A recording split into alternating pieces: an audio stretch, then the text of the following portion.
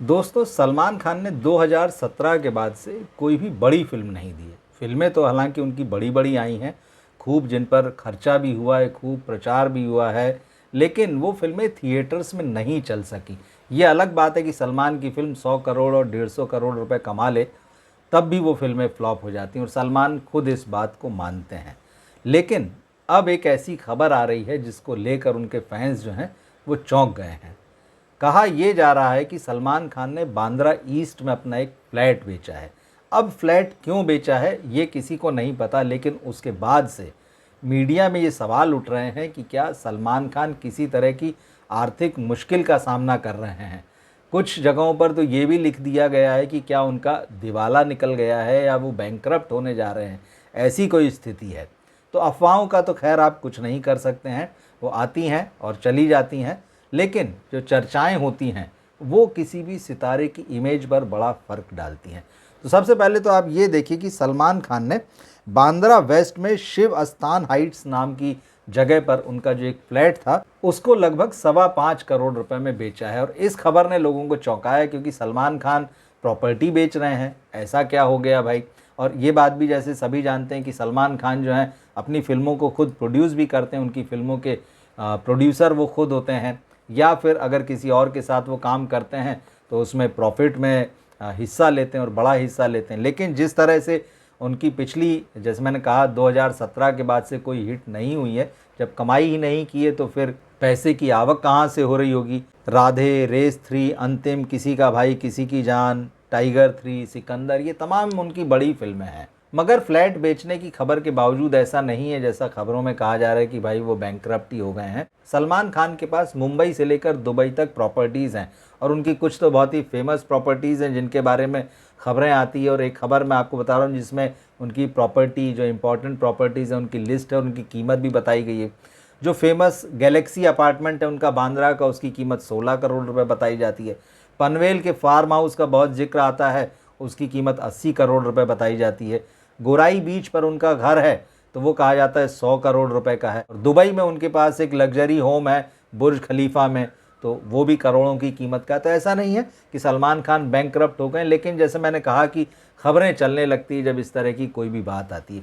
और जहाँ तक सलमान खान की कमाई का मामला है तो तमाम विज्ञापन करते हैं, उसके अलावा बहुत सारे उनके अपीयरेंस होते हैं, तो ये सारी चीज़ें तो है ही। और उनकी कमाई का एक बहुत बड़ा ज़रिया जो है वो बिग बॉस है। बिग बॉस में वो हफ्ते में 2 बार आते हैं, वीकेंड का बार में नज़र आते हैं, और एक एपिसोड के वो 12 करोड़ रुपए लेते हैं।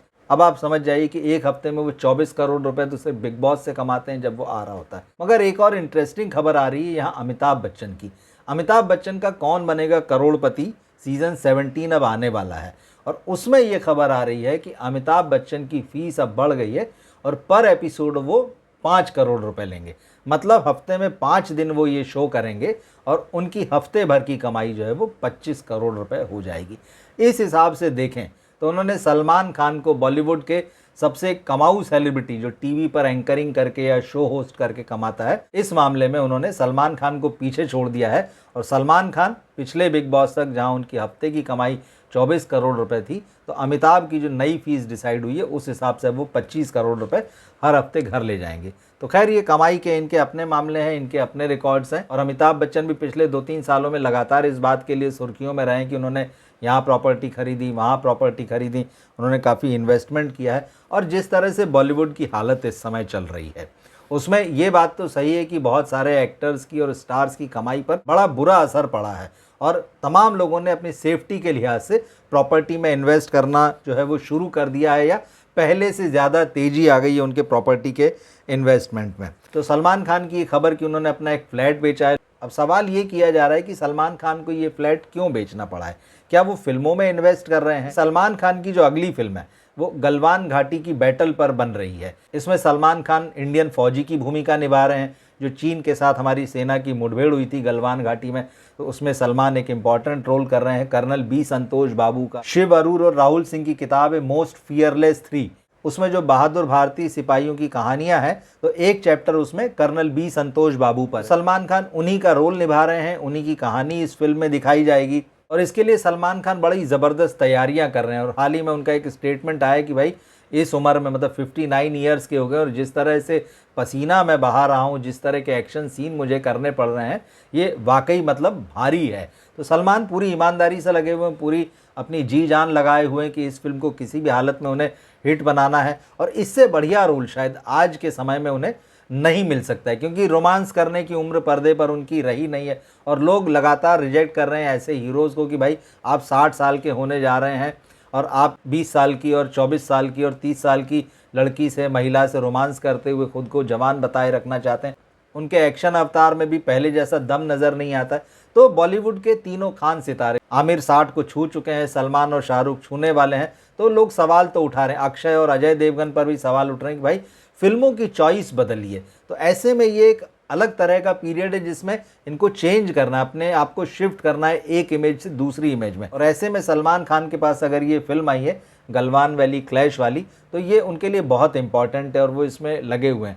तो ये फिल्म अभी इसकी हालांकि शूटिंग शुरू नहीं हुई है, इस फिल्म की शूटिंग 50 से 60 दिनों में पूरी कर ली जाएगी बारिश ख़त्म होने के बाद में।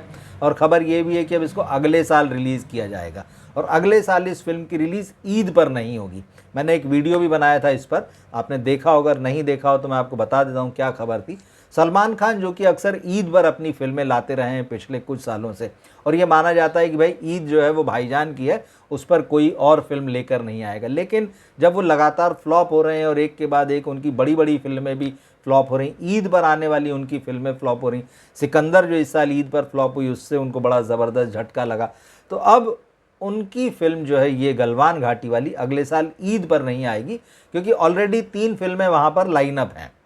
तो ऐसे में सलमान की ये फिल्म या तो 26 जनवरी के मौके पर अगले साल रिलीज़ की जाएगी या फिर जुलाई महीने में रिलीज़ की जाएगी। मतलब सलमान ने अपना वो ईद वाला जो स्पॉट है एक तरीके से आप कह सकते हैं कि खाली कर दिया है, छोड़ दिया है। तो खैर इस फिल्म से जुड़ी हुई खबरें आएंगी तो हम आपके पास लेकर आते रहेंगे। लेकिन इस वक्त सलमान जिस बात के लिए चर्चा में है वो है बांद्रा में एक अपार्टमेंट का बेचना।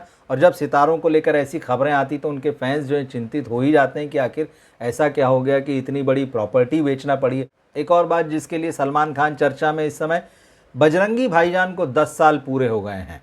तो बजरंगी भाईजान सलमान खान के कैरियर की वो आखिरी फिल्मों में से थी जो कि बॉक्स ऑफिस पर जिन्होंने धमाल मचाया। पिछले कुछ समय से ये भी है कि सलमान खान को कैसी फिल्में करना चाहिए, तो उनके कुछ फैंस का सजेशन ये था कि सलमान को बजरंगी भाईजान का सीक्वल लेके आना चाहिए, पार्ट 2 बनना चाहिए। अब ये कबीर खान जो फिल्म के डायरेक्टर हैं उनके ऊपर है कि भाई वो बनाते हैं कि नहीं बनाते हैं। हालांकि कबीर खान ने भी इस बात में दिलचस्पी दिखाई कि वो बजरंगी भाईजान 2 बनाना चाहते हैं। मगर आपको याद होगा जब बजरंगी भाईजान रिलीज़ हुई थी, इसके बाद फिल्म भले ही कितनी बड़ी हिट हो गई हो, लेकिन ये खबरें उस समय आई थी कि भाई सलमान और कबीर खान के बीच में खटपट हो चुकी है, दोनों के क्रिएटिव डिफरेंसेस थे और उसके बाद भी कुछ ऐसी बातें हुई। लेकिन समय ऊपर नीचे होता रहता है और लोगों को फैसले बदलने पड़ते हैं।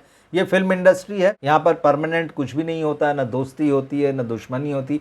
ठीक उसी तरह से जैसे प्रॉपर्टीज़, कभी उन्हें ख़रीदा जाता है, कभी उन्हें बेचा जाता है। अपनी जो आर्थिक स्थिति होती है उसकी सुविधा के हिसाब से आदमी फैसले लेता है। सलमान खान का कैरियर जिस मोड़ पर है उसे लेकर आप क्या सोचते हैं, कमेंट बॉक्स में ज़रूर लिखिएगा। मिलते हैं फिर हम अगले वीडियो में। नमस्कार।